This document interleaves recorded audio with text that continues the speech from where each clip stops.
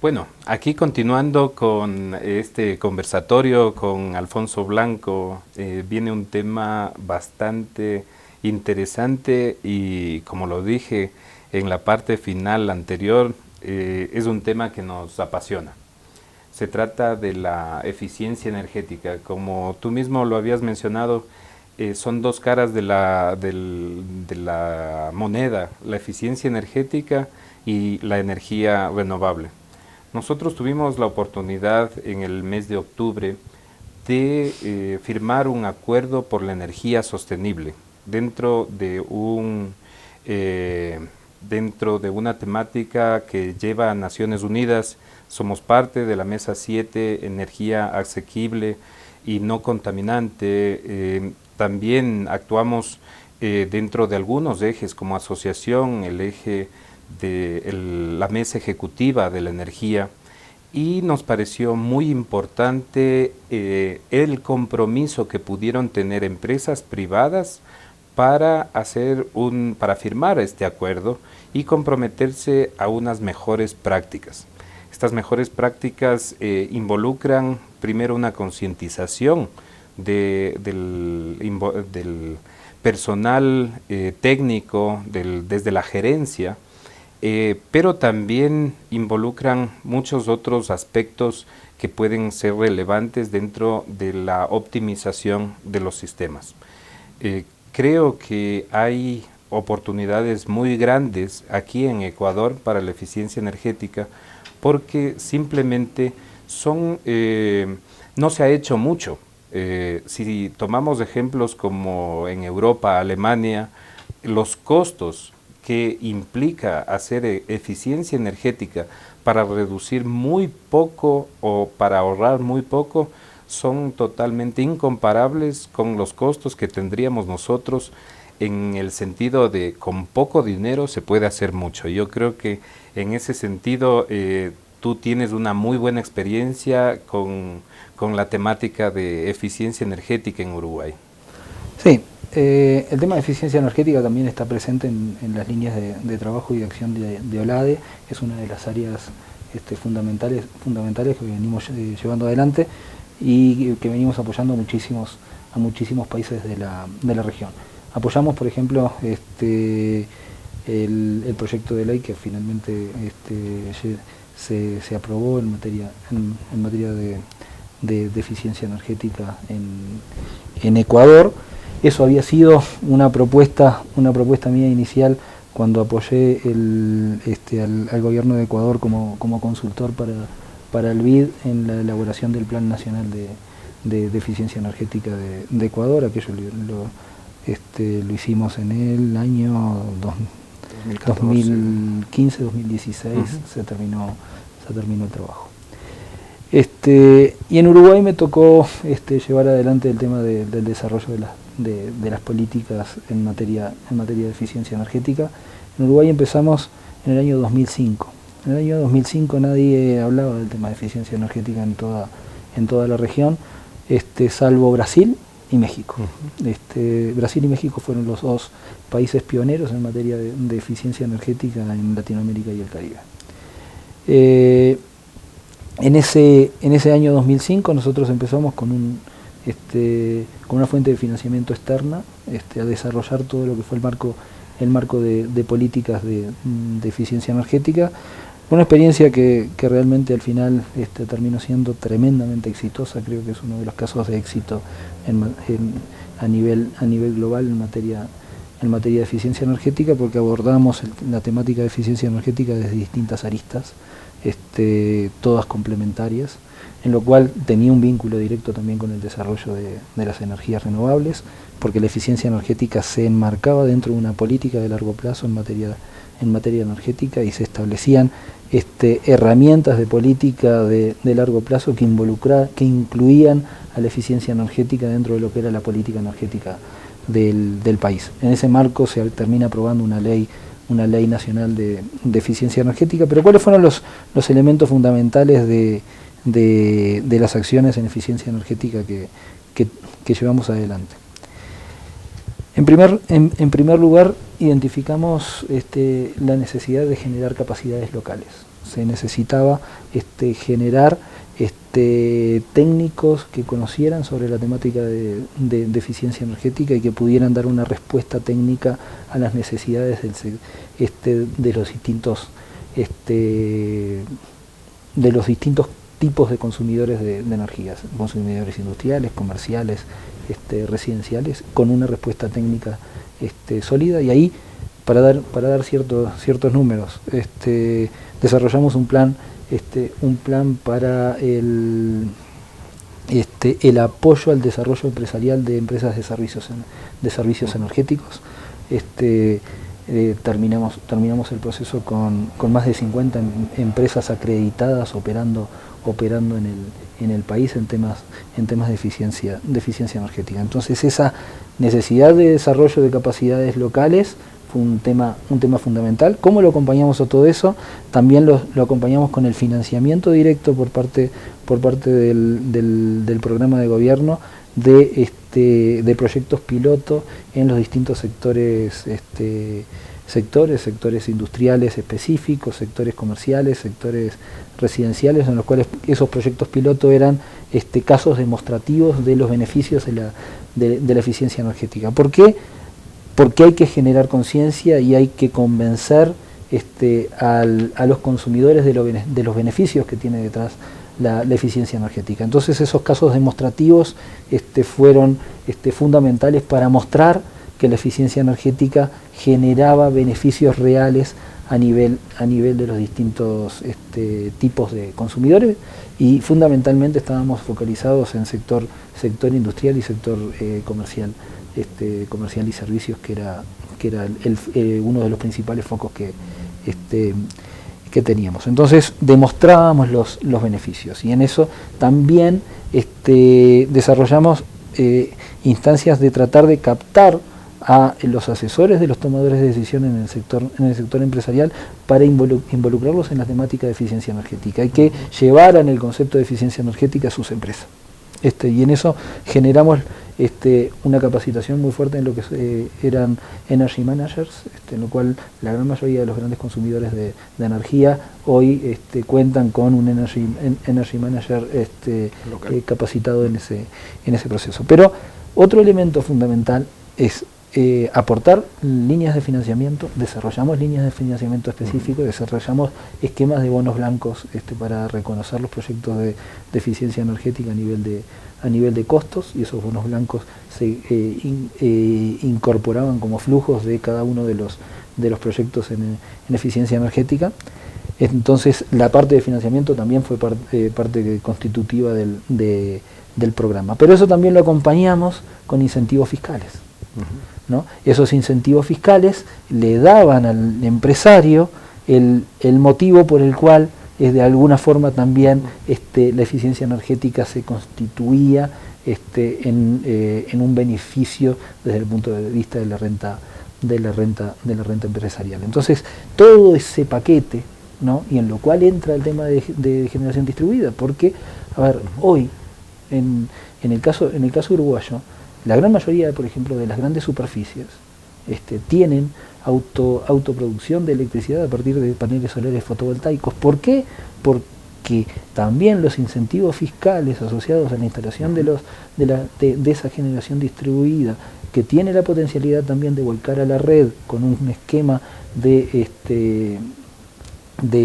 retribución de la energía vertida a la red, también se constituye una fuente y en una línea de negocio para esas empresas. Entonces se crea, lo que yo digo, un mercado de bienes y servicios de eficiencia energética, que es lo que hay que apuntar.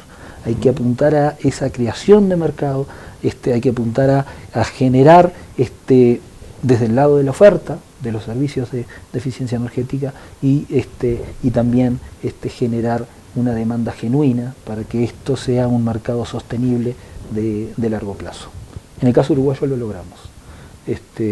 Lo logramos también con otro elemento que no es menor y hay que tenerlo en cuenta.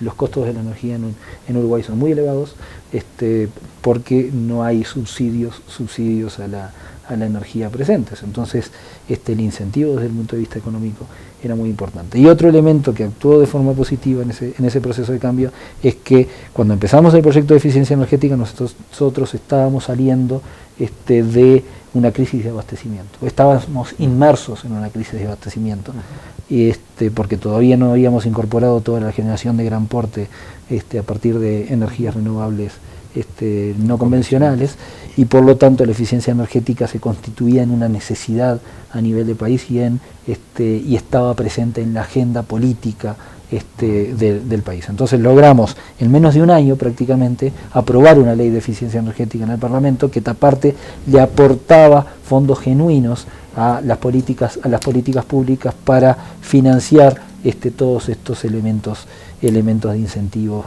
que estaban detrás de la eficiencia energética. Sí, yo creo que dentro de toda esta problemática, lo que tú acabas de mencionar es muy importante. En mercados donde los costos reales de energía no tienen una incidencia, no es un mercado subvencionado, tiene muchísimo más lugar a ahorrar de lo que cuesta realmente bastante.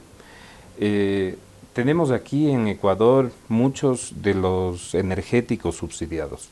Hay un estudio académico que salió recién el año pasado, donde se determina que de $5 de los que el Estado invierte en subsidios, solamente $1 llega a los sectores que realmente lo necesitan.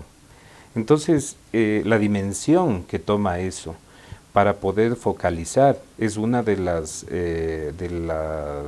líneas primordiales que debería tomar el gobierno nacional en su afán también de un ahorro fiscal. Con que se pueda hacer una focalización y un incentivo por el otro lado para hacer eficiencia energética, yo creo que el mercado solo empieza a funcionar, pero de una manera tan armoniosa que nos vamos a sorprender de la capacidad de innovación que tiene el sector industrial ecuatoriano. Al tener otro tipo de incentivos, como lo acabas de mencionar, ya los sistemas de generación a través de energía renovable no convencional se vuelven una opción de inversión, porque simplemente estos van a amortizarse mucho más rápido, de acuerdo a otros esquemas regulatorios que se tienen que implantar, ¿no? En vez de hacer inversiones en otros sectores, ¿por qué no hago una reinversión en mi sistema de generación, una reinversión en mi sistema de consumo energético? Y simplemente va a ser para todas las partes un beneficio. El Estado deja de subsidiar esa energía que se deja de consumir. La empresa, la industria, el comercio tiene una fuente mayor de ingresos y son cuestiones que están muy a la mano. Por ejemplo, aquí en Ecuador, empresas grandes y empresas medianas y empresas chicas ya han empezado con sus programas de eficiencia energética. Uno de los ejemplos es General Motors. Al ser una multinacional ha dado ejemplo de hacer las cosas bien. La tarea la tienen muy bien hecha. Pero otros sectores, como por ejemplo UNACEM, una línea comercial que no se la ha tomado mucho en cuenta, pero que está haciendo eficiencia energética, Produbanco, son cosas que son dignas, como tú dices, como casos de éxito de replicar y de tenerlos muy en cuenta al momento de formular nuevos marcos regulatorios o nuevas opciones para incentivar el tema del ahorro energético, las buenas prácticas, una implantación de sistemas con la ISO 50001, que comprendamos mejor cómo funciona la normativa en ese sentido. Hay un elemento que a mí me interesaba destacar de los resultados que nosotros, por ejemplo, en el caso de Uruguay obtuvimos en ese proceso, gran proceso de cambio que iniciamos en el año 2005, incorporando a la eficiencia energética como política, como componente de la política energética. Y era algo que nosotros no lo teníamos contemplado. A ver, son ese tipo de cosas que cuando uno trabaja después observa ciertos resultados que no los tenía contemplados y terminan siendo positivos en ese escurrimiento. Logramos desarrollar a nivel del país una nueva industria, ¿no? Una industria de servicios en materia de eficiencia energética, que hoy exporta servicios a toda la región, con empresas que hoy están no solamente trabajando en Uruguay, sino que están exportando servicios de eficiencia energética y conocimiento al resto de la región. Entonces, eso que se generó, se convirtió en una nueva actividad económica que no existía en el año 2005. Y esto quiero agregarle otra cosa, que es un elemento fundamental y muy importante en todo este proceso, es que se tienen que construir políticas de Estado, políticas de largo plazo que trasciendan a los virajes que puedan venir a nivel de las administraciones a las distintas administraciones de gobierno. O sea, tiene que haber una visión de largo plazo que tiene que estar muy comprometida y muy compartida por parte de la sociedad en su conjunto, y se tiene que definir una visión de largo plazo en ese sentido. Y se tiene que tener conciencia de que la eficiencia energética, desde el punto de vista del planificador sectorial, no tiene resultados inmediatos, ¿no? A ver, yo siempre lo digo, la eficiencia energética no corta cintas, no inaugura obras. Entonces, desde el punto de vista del político, yo tenía un colega que yo desarrollaba el tema desde Uruguay y mi colega lo desarrollaba desde el gobierno de Chile, y siempre nos generamos una muy buena amistad con él, y él siempre lo que dice es que la eficiencia energética es poco sexy, porque no tiene esa característica, no inaugura obras, no corta cintas, pero tiene un impacto y un efecto de largo plazo desde el punto de vista de la economía, que es muy potente. Entonces eso también, ese convencimiento y ese involucramiento de los decisores a nivel del sector político en esta temática, también es todo un proceso de cambio. A mí me tocó hacerlo a nivel de el convencimiento a nivel del sistema parlamentario, cuando tuve que defender la ley que habíamos redactado desde el Ejecutivo. Entonces había que convencer a los parlamentarios y había que concientizar de los beneficios de largo plazo con una visión país de toda esta temática. Y es algo que desde OLADE estamos tratando de promoverlo también, porque es parte de ese convencimiento. A ver, acá hay que tener presente algo. La eficiencia energética es un cambio de paradigma. ¿Por qué? Porque el sector energético siempre fue analizado desde el punto de vista de la oferta. Y cuando hablamos de eficiencia energética estamos actuando desde el lado de la demanda, ¿no? Entonces, ese cambio, y también tenemos que tener presente que la gran mayoría de los decisores políticos y los técnicos que actúan en el sector tienen una visión ofertista y vienen con una visión ofertista. Entonces, eso también fue parte del accionar que nosotros tuvimos que modificar, del pensar que nosotros tuvimos que modificar en Uruguay, ¿no? En lo cual teníamos que meternos en las empresas públicas, ¿no? Que estaban con una visión ofertista, y tratar de hacerle entender a esos mandos medios, a esos mandos altos de las distintas empresas, que la eficiencia energética era un componente de política que había llegado para quedarse, ¿no? Y que aparte les representaba una gran cantidad de oportunidades a su accionar. No, me parece fantástico. En particular, yo tuve la oportunidad de ser el primer subsecretario de Energía Renovable y Eficiencia Energética hace más o menos unos 10, 12 años. Y tuvimos a cargo también reducir la demanda eléctrica. Era una de las premisas dentro de mi accionar. Se hizo un proyecto de recambio de focos incandescentes en esa época por focos ahorradores, con lo cual el Estado invertía más o menos 6 millones de dólares en la compra de estos focos ahorradores, que eran bombillas de bajo consumo, y se las sustituyó a los quintiles más pobres. Y te voy a contar una anécdota que es bastante ilustrativa.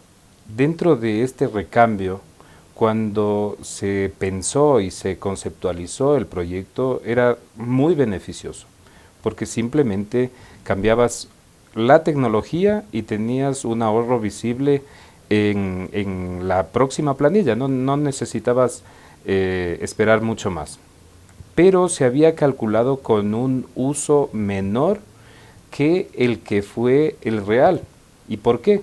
Porque las viviendas de estos estratos 1 y 2 eran viviendas con poca iluminación natural.